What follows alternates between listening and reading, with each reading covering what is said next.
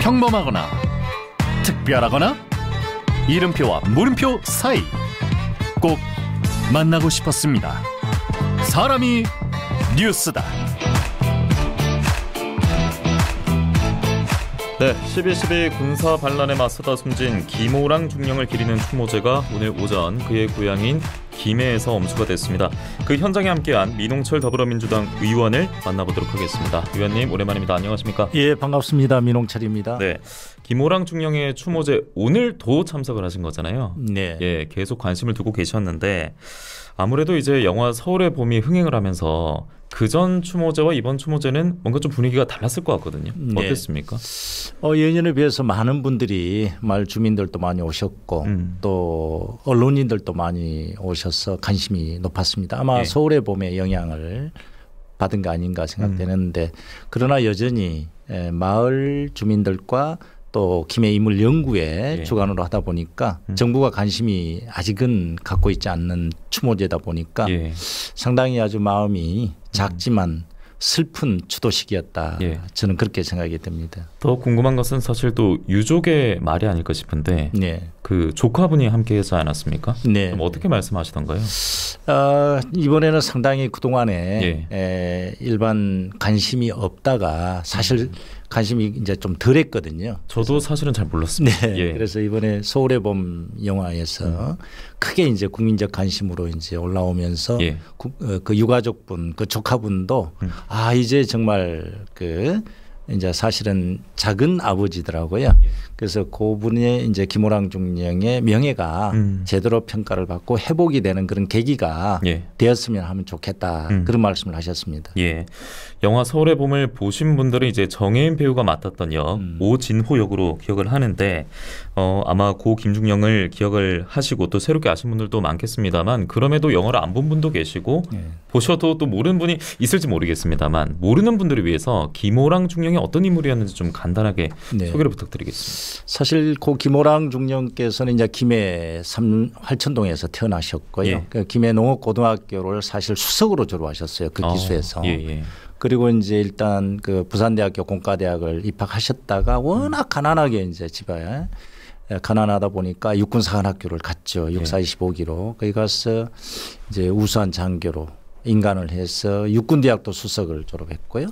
그래서 이제 소령이 돼서 특전사령부에 근무하게 됐습니다. 그래서 그 당시에 반란군에 맞섰던 그 정병주 특전사령관의 비서실장이었죠. 예. 그래서 그 당시에 12.12 이제 군사 반란 때 그 저녁에 총격을 가하면서 쳐들어오는 것은 군사적으로 어찌 보면 다 적이지 않습니까? 그렇죠. 예. 그래서 이제 사령관도 보호하고 적에 대해서 맞서다가 장렬히 M16 소총 6발을 맞고 장렬히 현장에서 사실 전사한 분이거든요. 그렇죠. 그러다가 이제 그 신군부에 의해서 제대로 평가도 못 받고 처음에 사망 직후에 이제 그 특전사 뒷산에 감회장 됐다가 이제 국립묘지로 안장이 옮겨진 이후에도 제대로 평가를 받지 못하고 있었던 그래서 이번에 서울의 봄 영화에서 이제 국민적 관심사로 떠오르게 된 그런 분입니다. 네, 특전 사령관을 이제 지키기 위해서 권총 한 자루로 맞섰던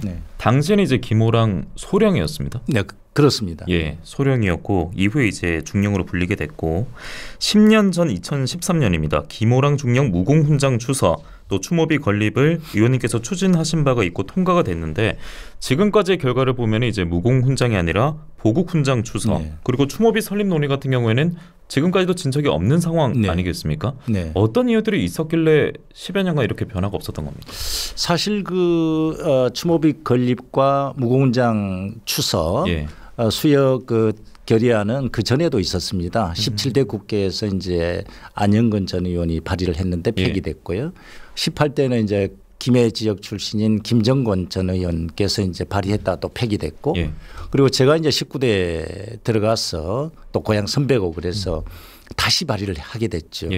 그런데 다행히 저는 이제 군 출신으로서 당시에 19대 국회 국방위원들 중에서 장군 출신들이 좀 많이 계셨습니다. 그래서 일일이 찾아뵙고 육사 생도 출신으로서 이렇게 뚜렷한 참 군인으로서의 사신관을 보여준 예. 희생 정신을 보여준 장교가 있었느냐. 이것은 우리가 기려야 된다. 그래서 설득을 해서 결의안을 찬성을 하게 됐고 또 이면에는 그 당시에 국방위원장이셨던 유승민 전 의원도 예. 크게 힘을 같이 보태 주신 결과입니다. 이번 추모제도 또 함께 했더라고요. 네, 함께 했습니다. 예.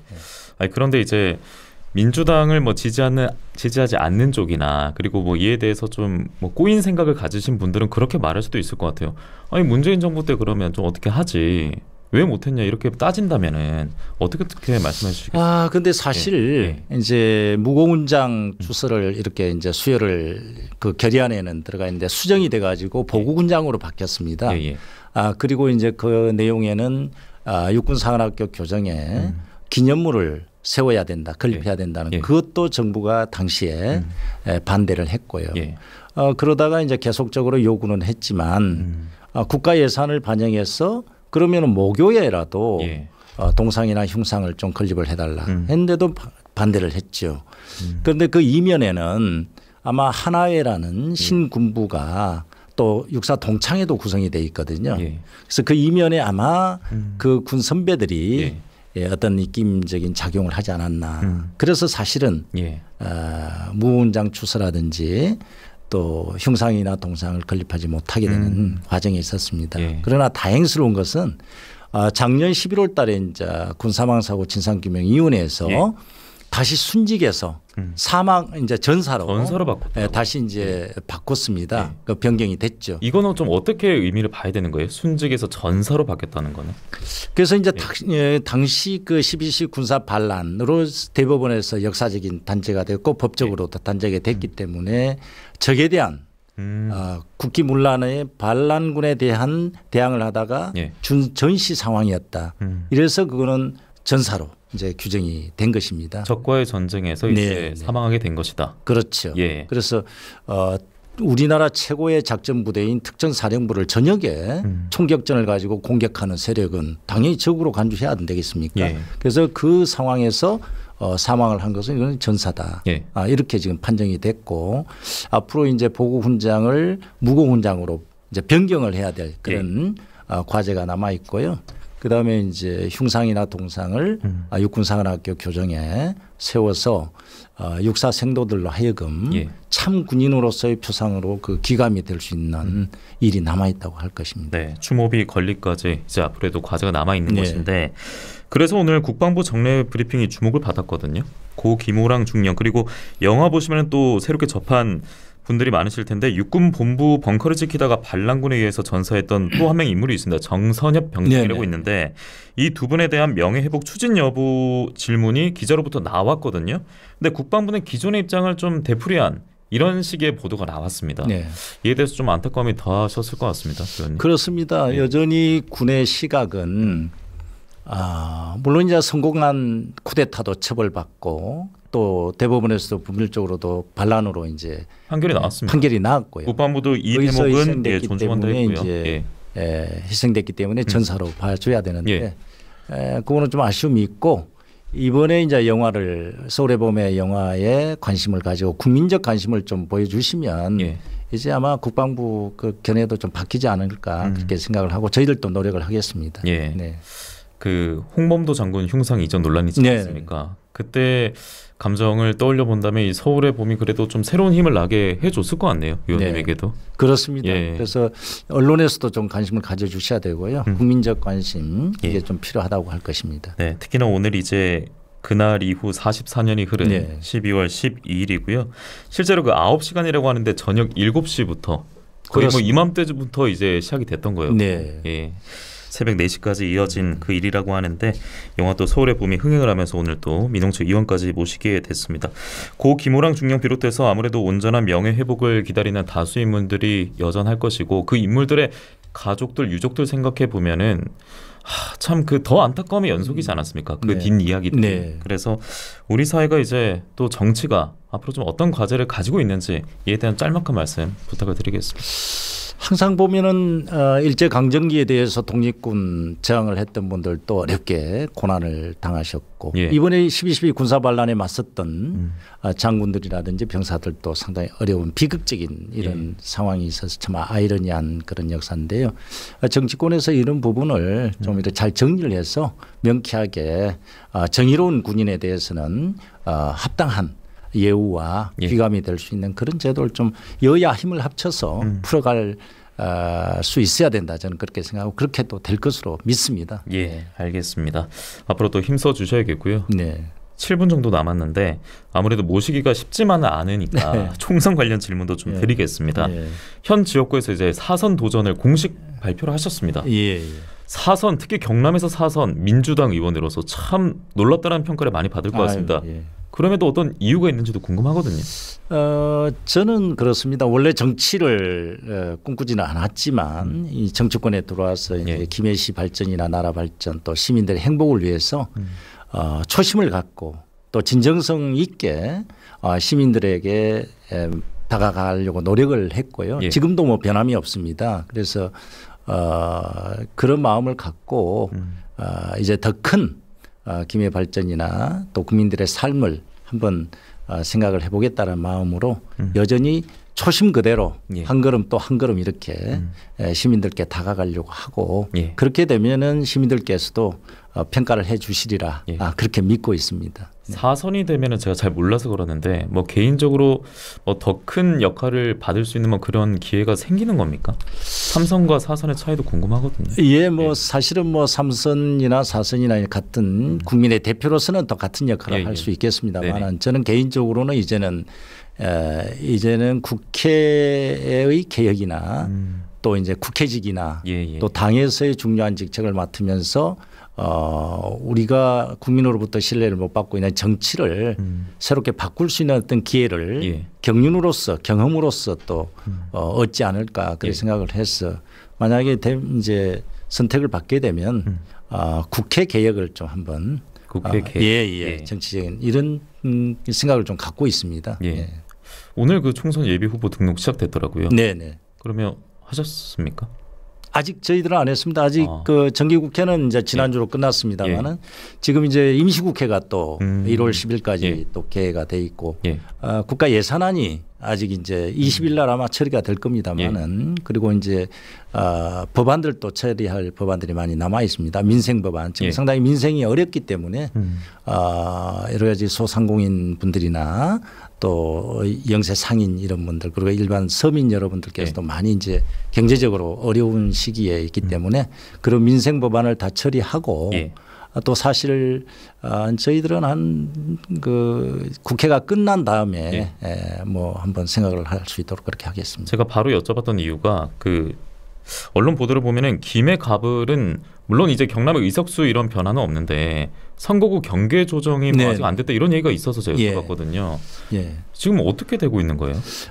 선거관리위원회 자문기구로서 이제 아마 의견을 국회의장께 보고를 한 걸로 알고 있습니다. 여러 가지 선거구 조정 문제에 대해서 경남도 일부 이제 조정이 돼 특히 김해 같은 경우는 갑구와 을구가 인구가 좀 불균형하게 됐습니다. 그래서 이제 선거구 하나를 늘렸으면 좋겠는데 그렇지는 못하고요. 경계 조정으로서 이제 의견이 됐고 김해 갑구가 인구가 작기 때문에 을구에서 한 개 동 정도가 아마 갑구로 다시 변경이 될 것 같습니다. 아무래도 이렇게 되면 정치 신인들에게는 좀 부담스러울 수도 있겠다라는 생각이 들더라고요. 지금까지는요. 그리고 의원님하고도 의원님의 이제 개인적인 이제 지역구 출마에 있어서는 큰 상관이 없을 수도 있는데 우리 정치로 봐서는 중요한 것이 지금 선거제 개편 논의 아니겠습니까? 아무래도 국민의힘은 병립형으로 뭐 돌아가겠다 이거를 딱 시작부터 얘기를 하고 있기 때문에 이목은 이제 민주당으로 많이 집중이 되고 있거든요. 그런데 민주당이 이제 입장이 어느 정도 정리가 됐을까? 뭐 지도부 그리고 지금 아예 반대의 목소리를 내는 분들도 꽤 많고요. 지금 어떤 상황이라 보세요? 사실 지난 4년 전에 21대 총선 전에 이제 선거제가 변경이 됐습니다. 그러니까 준연동형 선거제로 이제 변동이 됐는데 사실 그때는 정치 개혁에 앞으로 나아가는 정치 개혁의 의미에서 명분이 있었습니다. 그래서 그런 명분은 후퇴해서는 안 된다라는 생각을 저는 개인적으로는 갖고 있습니다. 예. 그러나 이제 선거제라는 게 이제 게임의 룰이기 때문에 여야가 합의를 해야만 되는 것이죠. 그렇죠. 예. 그래서 아무래도 이제 국민의힘에서 반대하면 또 합의가 안 되고요. 또 민주당이 또 반대하면 합의가 안 됩니다. 어찌됐든 준연동형이든 병립형이든 예. 단 한 가지 지역주의 극복을 위한 제도는 반드시 도입이 돼야 되겠다. 특히 비례대표제에 있어서요. 예. 권역별 비례대표제. 그래서 영남과 호남의 정치적인 지역주의를 어느 정도 예. 해소할 수 있는 하나의 계기가 되지 않을까. 그래서 저는 비례대표제를 유지하되 권역별 비례대표제로 이제 예. 채택이 되고 특히 이중 등록제로 가면은 이중 등록제. 예. 그러니까 지역구에 출마한 의원이 낙선이 됐다 하더라도 예. 그 낙선율이 비율이 높은 사람이 이제 당선이 될 수 있는 예. 그런 제도를 도입하게 되면은 정치 개혁의 또 진일보가 아닌가 그렇게 생각돼서 권역별 비례대표제만큼은 예. 이번에 병립형으로 되든 준연동형으로 유지가 되든 예. 좀 도입이 됐으면 하는 그런 바람입니다. 이제 그게 뭔데 그리고 참 어렵다는 분들에게는 조금 그 가려운 부분을 긁어주신 네. 예, 말씀이 된 것 같습니다. 자 이제 1분 정도 남아 있는데요. 예. 민주당의 전국 정당 위원장직을 지금 맡고 계시고 최근에 여론조사 보면은 저희가 그 경남 도민만을 상대로 한 여론조사는 전국적인 조사는 결이 좀 다르긴 했습니다만 부울경이 이제 그 보수의 강세가 아무래도 있는 지역인데 네. 이번 총선만큼은 그렇지 않을 것이다라는 평이 많이 나오고 있거든요. 그래서 민주당 최초의 첫 3선 의원이시고 이제는 첫 4선까지 도전하십니다. 민주당은 이번 총선에게 좀 이번 총선에 있어서 어떤 의미를 가져야 된다 보시는지 마무리 말씀 듣겠습니다. 그래서 제가 이제 전국 정당 위원장이기 때문에 정당화 위원장인데 영남에서의 민주당의 약진 특히 대구 경북 지역에서 단 한 석이라도 좀 이렇게 당선될 수 있는 그런 꿈을 갖고 그게 바로 정치적인 지역주의를 극복할 수 있는 단초가 되지 않을까. 그게 과제다. 저는 그렇게 생각합니다. 알겠습니다. 민홍철 더불어민주당 의원과 함께 했고요. 또 추후 시간 되면은 다시 한번 모시도록 하겠습니다. 오늘 말씀 고맙습니다. 예, 감사합니다.